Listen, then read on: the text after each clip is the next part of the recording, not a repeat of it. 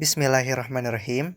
Di sini kami yang beranggotakan Muhammad Arham Agyadin, yaitu diri saya sendiri, Naufal Rizky Alwarsyah, Muhammad Nur Aziz, dan Rizky Nur Fadilah akan menjelaskan perkembangan dan pertumbuhan ilmu hadis dari masa ke masa.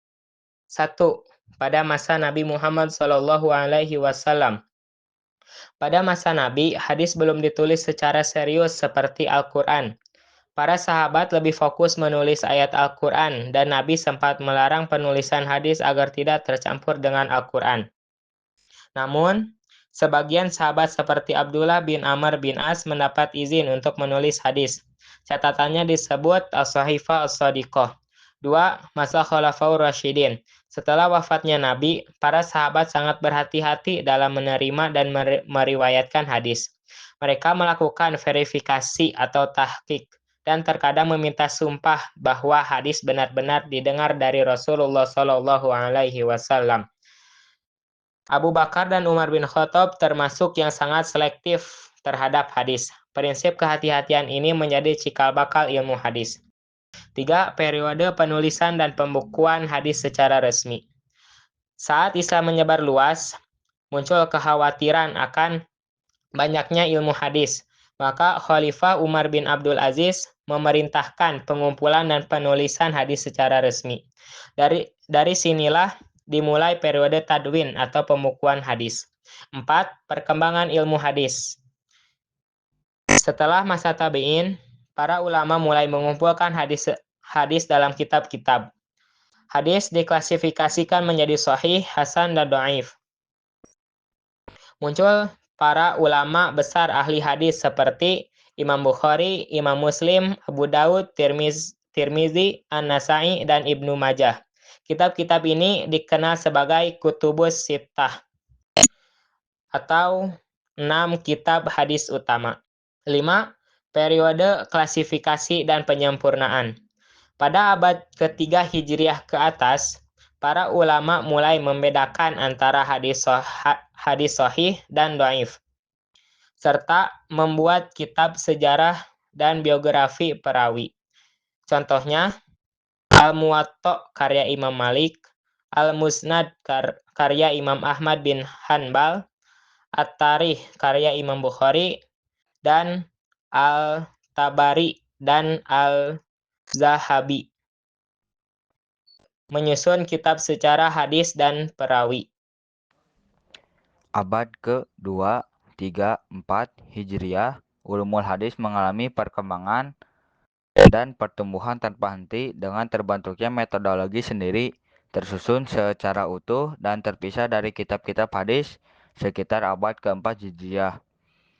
Tahapan perkembangan dan pertumbuhan ilmu hadis dari permulaan penyusunannya sampai sekarang menurut Dr. Nuruddin dibagi menjadi 7 tahapan, yaitu A. Tahapan kelahiran ulumul hadis, B. Tahap penyempurnaan, C. Pembukuan ulumul hadis secara terpisah, penyusunan kitab-kitab induk dan penyebarannya, E. Tahap kematangan dan kesempurnaan pembukuan ilmu hadis dan ulumul hadis, F. Tahap kejumudan, G. Tahap kebangkitan kedua. 3. Abad modern. Setelah mengalami stagnasi dari abad 10 sampai awal abad 14 Hijriah, disiplin ilmu hadis mengalami kebangkitan kedua disinyalir dengan munculnya karya-karya yang lebih sistematis dan modern. Pada awal abad modern disebut juga pada periode kebangkitan kedua pengkajian ulumul hadis yang ditandai dengan munculnya karya Jamaluddin Al-Qasimi yang berjudul Qawaid Al-Tahdits min Funun Mustalahul Hadis. Setelah karya Al-Qasimi, muncul banyak karya dalam bidang ulumul hadis sebagai tanda bahwa perhatian terhadap bidang ulum hadis semakin besar dan mengikuti perkembangan dan pertumbuhan disiplin ilmu dan kajian Islam lainnya seperti tafsir, hadis, fikih, dan kajian ilmu-ilmu umum lainnya. Adapun karya-karya lain yang muncul diantaranya yaitu 1. Ushul al-Hadis, Ulumhu wa Mustalahu karya Muhammad Ajaji al-Khafibi. 2. Manhaj An-Na'ad fi Ulumul Hadis karya Nuruddin. 3. Taisir Mustalah Hadis karya Mahmud Tahan. 4. Ulumul Hadis wa Mustalah Lahul karya Subhi Soleh. 5. Qawaid Ushulul Hadis karya Ahmad Umar Hashim. 6. Mafatih Ulumul Hadis wa Turuk Tatrijuhu karya Muhammad Usman Al-Khoshik. Ilmu hadis di Indonesia. Perkembangan ilmu hadis di Indonesia tidak terlepas dari pengaruh pendidikan Islam di Timur Tengah. Menurut Az-Zumarni Azra, sejak abad ke-17 hingga ke-19, banyak pemuda dari Aceh, Sumatera Barat, dan Jawa yang menuntut ilmu agama ke Mesir, Saudi Arabia, dan Syam. Pemikiran dan pengajaran ilmu hadis di Indonesia berkembang melalui pengaruh ulama Timur Tengah.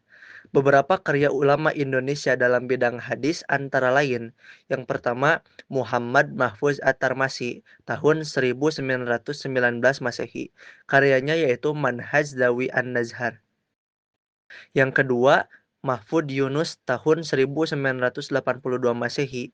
Karyanya yaitu Mukhtasarul Hadis. Yang ketiga Hasbi As-Sidki tahun 1975 Masehi.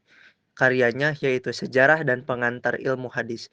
Yang terakhir yaitu Muhammad Syuhudi Ismail, karyanya yaitu Metodologi Penelitian Hadis dan Kaidah Kesohihan Sanad Hadis. Mungkin itu saja yang dapat disampaikan. Semoga apa yang disampaikan dapat bermanfaat bagi semuanya. Terima kasih. Wassalamualaikum warahmatullahi wabarakatuh.